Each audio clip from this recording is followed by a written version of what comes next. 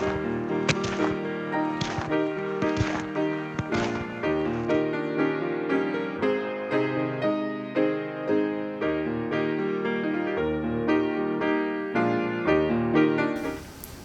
everybody, my name is Sarah.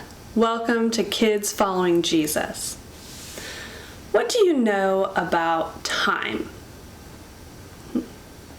Do you wear a watch or have a phone or a tablet or something that helps you keep track of the time? Mostly we use time so that we can be at a certain place with certain people at the same time. So school or work or the ball game or church or a meeting, playing with our friends.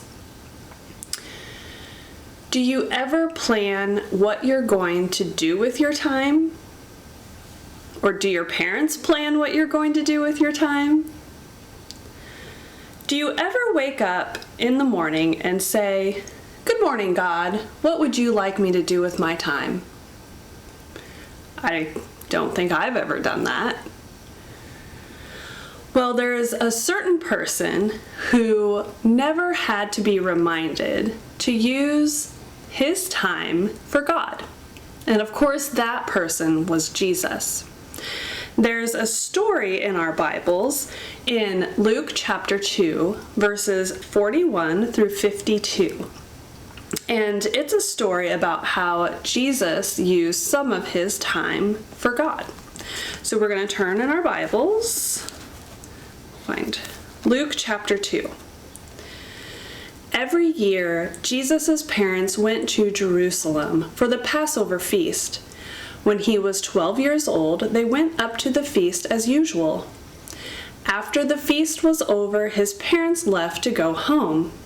The boy Jesus stayed behind in Jerusalem, but they were not aware of it. They thought he was somewhere in their group, so they traveled on for a day. Then they began to look for him among their relatives and friends. They did not find him, so they went back to Jerusalem to look for him. After 3 days, they found him in the temple courtyard.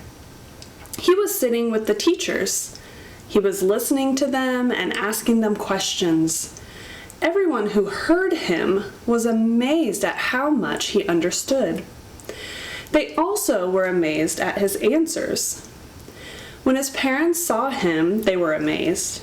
His mother said to him, "Son, why have you treated us like this? Your father and I have been worried about you. We have been looking for you everywhere." "Why were you looking for me?" he asked.